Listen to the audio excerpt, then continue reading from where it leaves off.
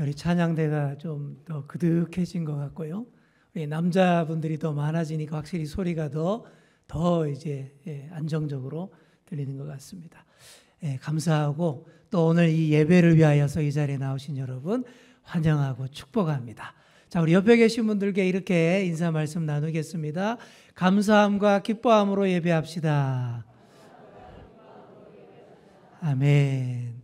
오늘도 이 예배를 통해 주시는 하나님의 말씀 가슴에 잘 새기시고 많은 은혜 받으시는 그런 여러분 다 되시기를 축복합니다. 어느 인문학자의 말입니다. 잘 들어보십시오. 내 이웃이 나보다 강하면 나는 그를 두려워합니다. 그러나 그 사람이 나보다 약하면 나는 그를 무시합니다. 그리고 만일 서로 동등하다면 나는 속임수를 씁니다. 뭐 어때요?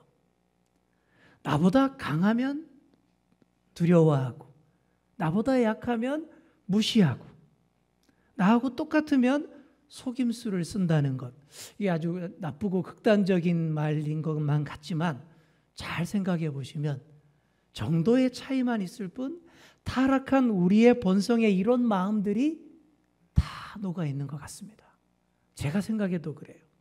뭐 정도의 차이는 있겠죠. 근데 저도 생각해 보면 그렇습니다. 나보다 월등하게 우월하고 강자처럼 보이면 뭐 그 앞에서 숙이고 두려워해요. 근데 반면에 나보다 한참 못해 보이면 뭐 그렇게 대놓고 그렇게 하진 않지만 속으로 은근히 조금 낮게 보는 그런 마음들이 나도 모르게 막 생성되는 걸 느껴요. 그러다가 나랑 정말 비슷한 사람을 만나게 되면 어떻게 됩니까?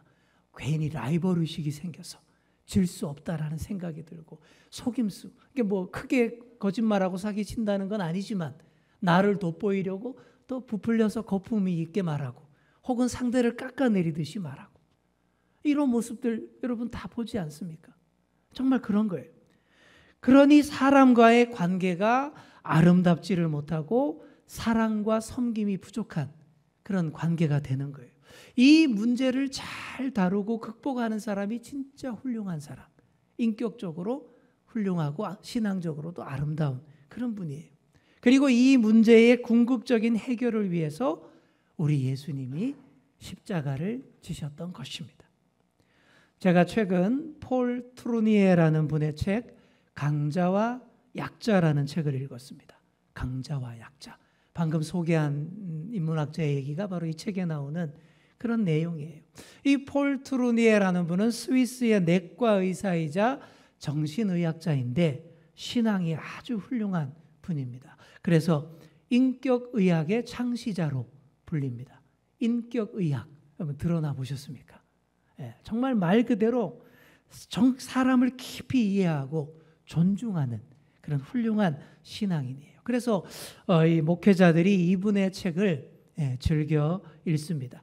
이번에 읽은 강자와 약자라는 책은 제목 그대로 강자와 약자가 서로 관계하면서 살아가는 세상이 우리 세상인데 이 관계가 점점 더 문제가 심각해지고 있다는 거예요.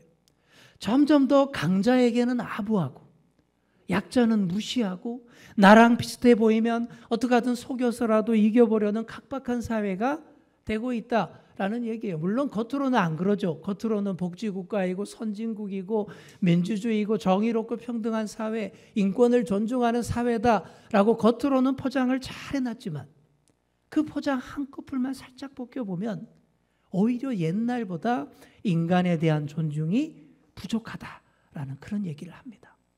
강자에게는 계속 아부해서 더 교만한 사람이 되게 하고 더 위험한 사람이 되도록 만들고 약자들에게는 점점 더 자신감 결여와 절망으로 야 나는 뭘 해도 안 돼 하는 생각에 빠져서 스스로 위축되게 만드는 그런 세상이다라는 것이죠. 그래서 약자에게 정말 살기 힘든 세상입니다. 자, 그런데 그렇다고 강자들은 다 행복할까요? 그것도 아니라는 거예요. 그들 역시 진짜 강자가 아니라는 거예요. 강한 척, 센 척 하는 것일 뿐 진짜 강자는 아닙니다. 결론적으로 하나님 앞에서 우리 모두가 약자다라는 얘기를 하고 있습니다. 왜 그럴까요? 우리 모두가 다 죄인이기 때문입니다. 우리가 죄 앞에서 다 평등한 거예요.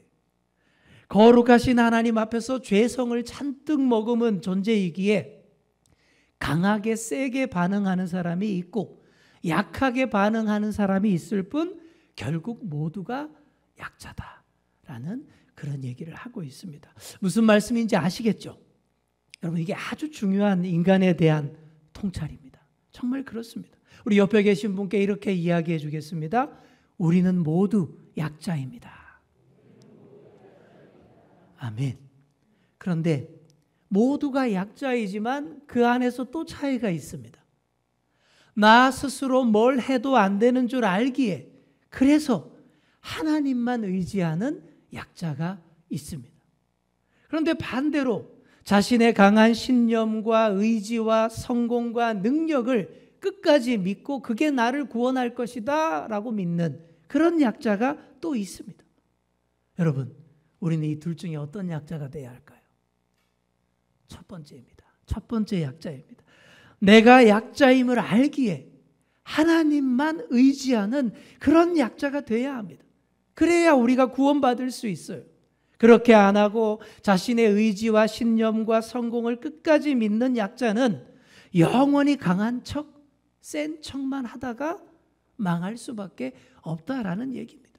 그러니 하나님 앞에서 모두가 약자이지만 다 똑같은 약자가 아니다라는 사실, 그리고 이 차이가 엄청나다라는 것이고 구원의 문제가 여기서 갈린다라는 사실, 우리가 꼭 기억하셔야 되겠습니다. 이 차이를 우리가 반드시 알고 하나님 앞에 겸손하게 서야 하고, 또 사람들을 대할 때는 보편적인 긍휼히 여김, 보편적으로 다 불쌍히 여기며 진실하게 대해야 합니다. 그래야 우리 가운데 하나님 나라가 아름답게 세워질 수 있습니다. 하나님이 이스라엘을 가나안 땅에 보내어서 하려고 했던 일도 바로 이런 일인 거예요. 강자와 약자의 대결 구도인 이 세상 원리를 깨뜨리기를 원하셨습니다. 모두가 하나님 앞에서 약자임을 알며 누구도 센 척 안 하고 서로를 존중하는 하나님 나라의 모델 하우스를 건설하기를 원하셨던 것이죠. 그런데 이스라엘이 그 역사적 사명에 실패했습니다. 사사기가 바로 그 실패의 역사 기록입니다. 오늘부터 사사기의 말씀을 차례대로 묵상하도록 하겠습니다. 이스라엘이 약속의 땅 가나안에 들어왔어요. 가나안을 어느 정도 정복했습니다. 그랬으면 하나님이 주시는 평안과 은혜가 넘치는 시대가 되어야 마땅할 거 아닙니까? 약속의 땅에 들어왔으면 정말 안녕과 평안과 안정적인 그런 시대가 펼쳐져야 될 거 아닙니까? 여러분, 평안, 안녕을 히브리어로 뭐라 그러죠?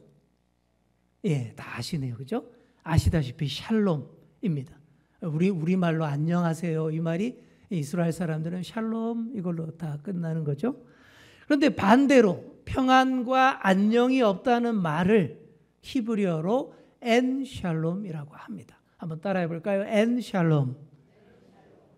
약속의 땅에 들어왔으면 샬롬을 다 누리며 살아야 마땅한데 전혀 샬롬이 없는 시대를 살게 되었다라고 해서 어떤 신학자는 사사기를 엔샬롬 교향곡이라고 명명하기도 했습니다. 그렇게 엔샬롬 교향곡을 연주하게 된 이유는 이스라엘이 하나님께서 맡기신 사명을 감당치 못했기 때문이에요. 그들에게 크게 두 가지 사명이 주어졌습니다. 첫째는 미처 정복 못한 가나안 잔당들을 완전히 다 몰아내서 약속의 땅을 완전 정복하는 것. 이게 첫 번째 사명이고, 그리고 두 번째는 가나안의 풍속과 삶을 따르지 않고 오로지 하나님 말씀대로 사는 그 나라를 새롭게 건설하는 것.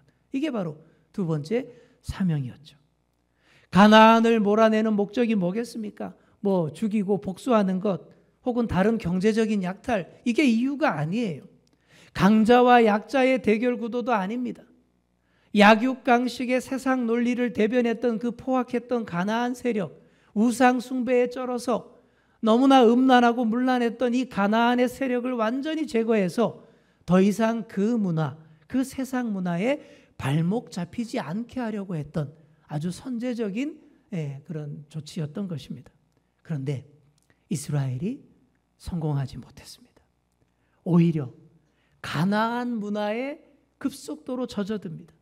그리고 왕이 없다면서 모두가 각자 자기 소견에 좋을 대로 마음대로 살았습니다. 그러니 샬롬이 있을 수가 없고 강자와 약자의 각축전이 더 심화되고 더 불안과 공포와 절망이 깊어지는 그런 비극의 역사가 되었던 것이죠. 위기의 절정 때마다 잠깐 해결사로 등장하는 사람들이 바로 사사입니다. 영어로는 저지라고 하는데 저지. 이 사사라는 이 직책이 참 애매해요. 왕도 아니고 군사 지도자도 아니고 뭐 공식 승인을 받아 세운 지도자가 아닌 애매한 그런 사람들이에요. 대를 이어서 지도자가 되는 것도 아니고 선출직도 아니고 또 늘 있는 것도 아니고 그때그때 형편에 따라 등장했다가 반짝하고 사라지는 그런 지도자들입니다. 이런 사사들의 시대가 되었습니다. 자, 이제 오늘의 본문으로 들어가 보겠습니다. 탁월했던 군사 지도자 여호수아가 세상을 떠났어요. 하지만 마냥 슬퍼하고 있을 때가 아니었습니다. 미처 못다한 가나안 완전 정복을 계속해야 했습니다. 그래서 그 일을 행하려면 영성도 필요하고 용기도 필요한 거예요. 하나님의 부르심은 영성과 용기가 결합할 때에 날개를 달 수 있습니다. 하나님의 뜻을 잘 분별할 줄 아는 영성이 먼저 있어야 돼요. 아무 능력도 힘도 없지만 하나님을 사랑하고 내가 하나님 뜻을 위해서 사용되겠다라고 결단할 때에 우리 안에 용기가 생성이 됩니다. 즉 약자가 하나님을 의지하는 데서 나오는 것이 진짜 용기입니다. 우리 한번 따라해 볼까요? 약자가 하나님을 의지하는 데서 진짜 용기가 나옵니다. 아멘. 이거예요. 영성이 먼저 있고 정말 내가 약자임을 알기에 하나님을 진실하게 의지할 때에 두렵지만 내가 움직일 수 있는 것, 이게 진짜 용기라는 거예요. 그런데 반대로 하나님을 의지하지 않는 용기는 진정한 용기가 아닙니다. 모험주의, 만용, 영웅주의 혹은 잔인함에 불과합니다. 이게 한마디로 강한 척, 센 척인 거예요. 그건 진짜 용기가 아닌 거예요. 사사기에 진정 용기 있는 자들과 센 척하는 자들이 같이 등장합니다. 오늘 본문도 그래요. 이스라엘이 신중하게 하나님께 이렇게 여쭈었습니다. 우리 가운데 누가 먼저 올라가서 가나안 족속과 싸우리까? 그러니까 누가 선봉이 되느냐 하는 문제인데 이럴 때 호전적인 민족은 서로 먼저 나가겠다고 합니다. 북유럽의 바이킹들도 그랬고 일본의 사무라이들도 그랬습니다. 그들은 선봉이 되고 싶어서 죽어도 좋다 그랬습니다. 근데 이게 알고 보면 다 센 척, 강한 척인 것이죠. 하지만 이스라엘은 호전적인 민족이 아니었고 전쟁 앞에서 두려워 떠는 지극히 정상적인 약한 그런 민족이었습니다. 그래서 신중하게 하나님께 기도로 여쭈었고 하나님께서 뭐라고 하십니까? 유다 지파가 먼저 올라가서 싸우라. 이렇게 응답을 해주셨어요. 유다 지파가 제일 큰 지파이기도 하고 영향력도 많은 지파이기도 하고 또 나중에 왕족이 되는 그런 지파가 유다 지파 아닙니까? 그래서 이 사사기의 첫 부분을 유다 지파의 활약들로 채워지게 된 것입니다. 자, 그래서 유다 지파가 시므온 지파와 힘을 합하여서 올라가서 싸웠습니다. 가나안 사람과 브리스 사람을 쳐부수고 베색에서 1만 명의 가나안인을 진멸했다라고 되어 있죠. 그리고 도망가던 그 베색의 우두머리 왕 아도니 베색을 사로잡았습니다. 이게 어떻게 했어요? 잡아서 엄지손가락, 엄지발가락을 끊어버립니다. 이게 아주 잔인하죠, 그죠? 다시 무기를 못 잡도록 하고 빨리 도망치지도 못하게 하던 당시의 잔인한 풍습이었던 것이죠. 그런데 이 아도니 베색은 자기가 행한 대로 다 지금 받는 거예요. 아도니 베색은 왕년에 잘 나가던 사람이었습니다. 이 사람이 자기가 스스로 한탄하는 말을 들어보십시오. 7절이 그 얘기인데 자기가 왕년에 70명의 왕들을 정복했다. 이거 자랑스럽게 얘기하죠. 그런 얘기 많이 하잖아요. 그죠? 우리 특히 남자분들 내가 소시적에 꼭 소시적에라고 표현하죠. 그죠? 이 똑같은 얘기입니다. 내가 소시적에 무려 70명의 왕들을 정복했고, 그리고 그 정복한 70명의 엄지 손 발가락을 다 자르고 자기 상 밑에서 떨어지는 음식 부스러기 주워 먹게 했던 것이 난데, 아주 강한 척, 센 척 했다라는 얘기죠. 그랬던 이 사람, 왕년에 잘 나갔던 아도니 베섹이 이번에 어떻게 됩니까? 이스라엘에게 붙잡혀서 자기가 옛날에 그대로 했던 그대로 다 돌려받게 된 거예요. 자기 손가락, 발가락도 잘려보면서 야, 이게 얼마나 약자들을 아프게 하는 짓인지, 내가 그동안 너무 포악하고 어리석게 날뛰었구나 깨닫게 되는 거예요. 그렇게 자신도 약자임을 인증하면서 한탄하면서 예루살렘으로 끌려가서 죽습니다. 아무리 이 세상에서 강하게 군림하는 자라도 하나님 앞에 겸손하게 바로 서지 않으면 결국은 이렇게 된다라는 메시지예요. 하나님 나라를 이해 못하고 약자들을 괴롭히며 센 척하고 두려움으로 공포를 조장해서 세상을 다스리려는 자들의 말로가 이렇습니다. 그래서 사사기 첫머리부터 소위 왕이라는 자의 비참한 최후를 기록해서 이스라엘에게 주의를 주는 거예요. 너희는 그렇게 하지 말라고. 이 아도니 베섹과 대조되는 이야기가 그 다음에 나오는 온니엘의 이야기입니다. 유다 지파가 계속해서 예루살렘을 공격해서 성을 불살랐어요. 또한 남쪽으로 진격해서 헤브론을 취하고 세세와 아이만과 달메라는 당대 최고의 가나안의 용감한 용사들을 다 무찌르는 전과도 올렸습니다.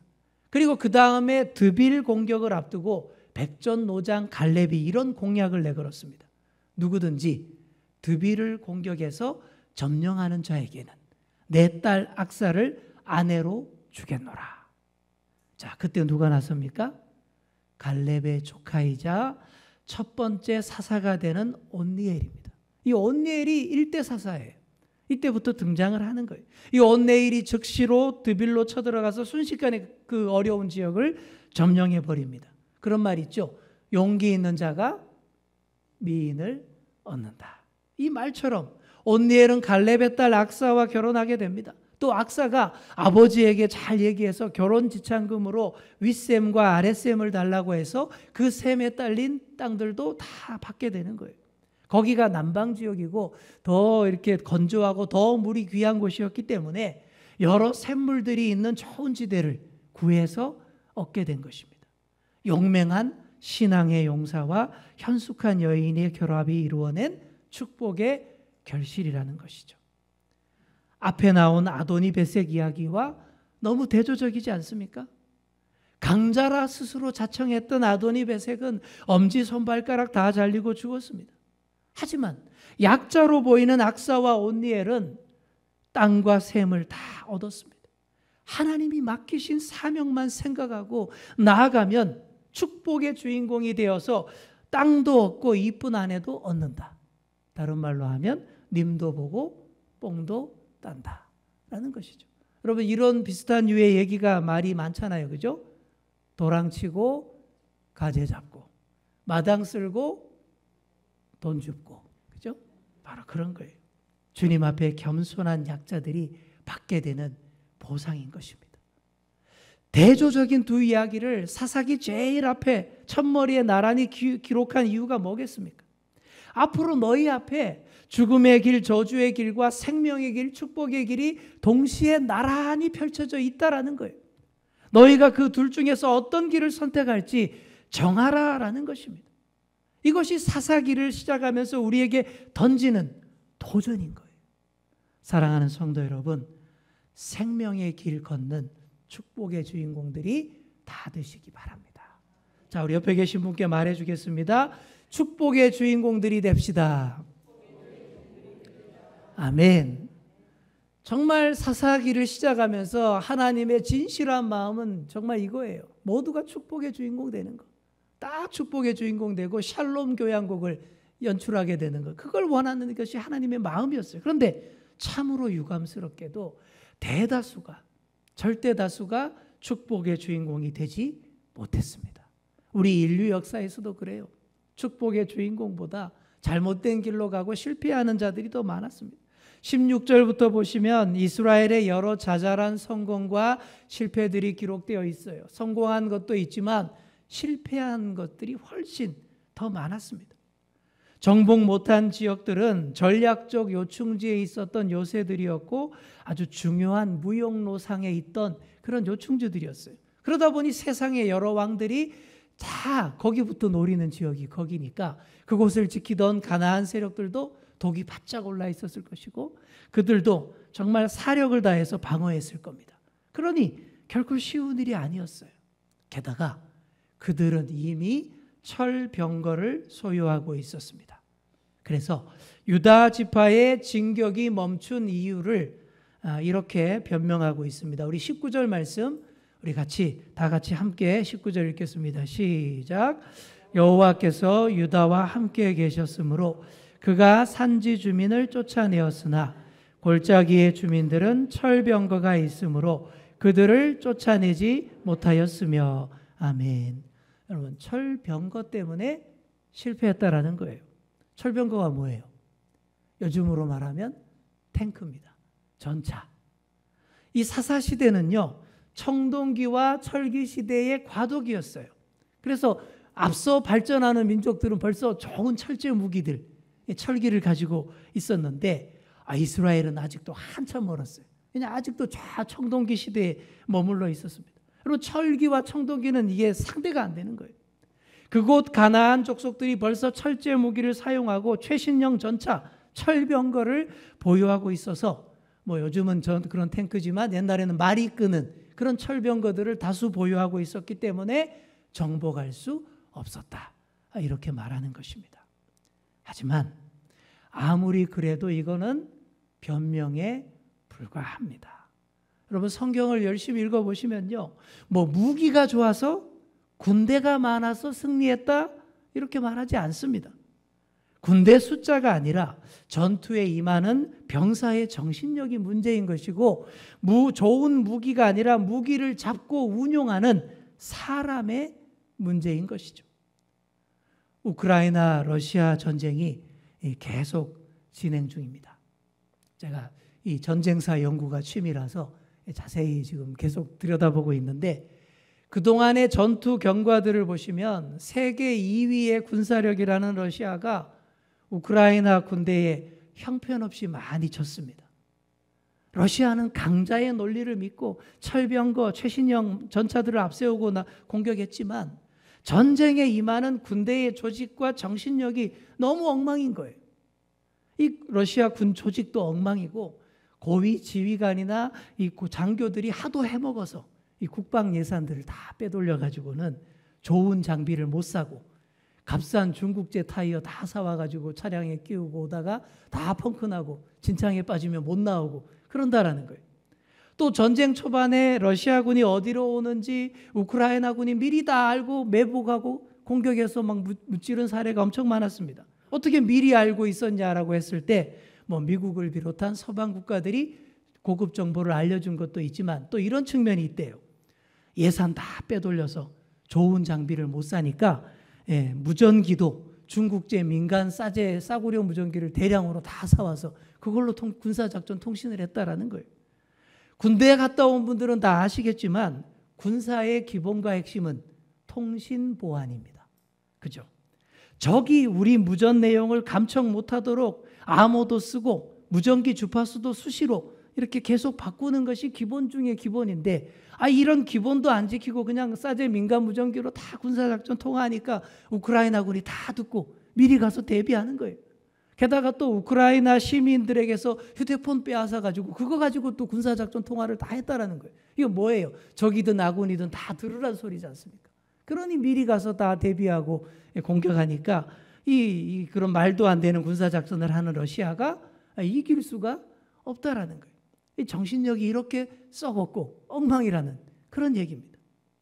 러시아가 세계 제2위의 군사력이라는 것은 허명이고 지금 당장 우리 대한민국과 전쟁에도 우리한테 그냥 확실하게 질 것이 뻔한 것처럼 그렇게 보이는 형편없는 군대라는 것이 이번 전쟁에서 밝혀졌습니다. 사실 센 척만 했던 약자인 것이죠. 아도니 배색처럼 엄지손발가락 지금 다 잘리고 있는 중입니다. 그래서 결론은 뭡니까? 철병거 핑계대지 말라라는 것입니다. 모든 전쟁은 장비나 무기가 아니라 사람의 문제입니다. 이스라엘이 실패한 것도 그들의 정신력이 문제였습니다. 온니엘처럼 영성과 용기를 갖추고 성공한 경우도 있었지만 대부분 현실의 벽 앞에 그냥 주저앉았습니다. 왜 그렇습니까? 하나님의 방법대로 안 하고 가나안의 논리, 세상 강자들의 방식을 따라서 그렇게 하려고 다 하기 때문에 어떻게 됩니까? 우리는 철병거 없어서 안 돼요. 우리는 탱크 없어서 안 돼요. 환경 탓하고 무기력하게 있었다라는 것이죠. 한마디로 이스라엘이 실패한 것은 하나님을 의지하지 않는 약자였기 때문입니다. 환경이 어떻든 내 능력이 어떻든 나는 하나님을 의지할 수밖에 없는 그런 약자임을 알고 하나님만 의지해서 올라가면 다 되는데 그것을 안 하니까 못하는 것입니다. 오늘도 치열한 영적 전쟁 중에 계시는 여러분, 절대 환경 탓하지 마시기 바랍니다. 철병거 탓하지 마시기 바랍니다. 철병거 탓만 하고 앉아 있으면 영원한 약자로 끝날 뿐이에요. 자, 우리 옆에 계신 분께 마지막으로 말해 주겠습니다. 철병거 탓하지 맙시다. 아멘. 평안과 안정이 없었던 사사시대를 엔샬롬 교향곡이라고 한다라고 했는데, 하지만 우리 하나님은 반드시 샬롬 교향곡이 울려 퍼지기를 원하십니다. 그러려면 거룩하신 하나님 앞에서 우리 모두가 약자임을 알며 먼저 그 앞에 엎드릴 줄 알아야 합니다. 하나님 앞에 겸손히 무릎 꿇을 때 영성을 회복하게 되고 나아갈 용기를 얻게 됩니다. 그렇게 나아가서 아직도 자신이 강자인 양 센 척하는 자들을 다 정복할 수 있습니다. 그게 바로 우리가 세상을 이기는 방식, 정복하는 방식입니다. 세상으로 하여금 우리 모두가 하나님 앞에서 약자라는 사실을 깨닫게 하시는 여러분 되시기 바랍니다. 이게 바로 복음 증거예요. 아무리 네가 강한 척, 센 척 해봐야 안다. 강하게 반응하는 것일 뿐 너 역시 약자야. 그런데 하나님을 의지하는 약자여야 네가 구원받을 수 있어. 이것을 알게 하는 것이 바로 복음 증거인 거예요. 바로 그런 일들을 우리가 해야 하고, 그렇게 해서 이런 약자들이 많아져야 평강과 은혜 넘치는 샬롬 교향곡을 부를 수 있습니다. 참 힘든 일인 건 맞아요. 이게 정말 쉽지 않은 일입니다. 하지만 반드시 우리가 해야 할 일입니다. 아무리 철병거가 우리의 진격을 막고 있어도 두려워하지 마시고 오로지 하나님만 의지하시고 나아가셔서 승리하시는 그런 저와 여러분 다 되시기를 간절히 축원합니다. 기도하겠습니다. 주님, 이 세상은 강자와 약자의 논리로 대립하며 그 거짓 철학을 우리에게 강요하며 약자를 무시하고 강한 척하는 자들의 대열에 합류하라고 외칩니다. 하지만 우리는 모두 하나님 앞에서 약한 자들, 죄인들임을 잘 압니다. 이 사실을 잘 알고서 오로지 하나님만 의지하는 저희들 되게 하여 주옵소서. 아무리 철병거가 우리의 진격을 막아도 하나님께 의지하여 다 넘어서게 하시고 생명과 축복의 길로 나아가게 하여 주옵소서. 어둡고 암울한 가나안을 정복하여 하나님의 다스림이 고루 미치는 나라, 평강과 은혜가 넘치는 샬롬의 나라로 바꾸어가게 하옵소서. 감사드리며 예수님의 이름으로 기도드립니다. 아멘.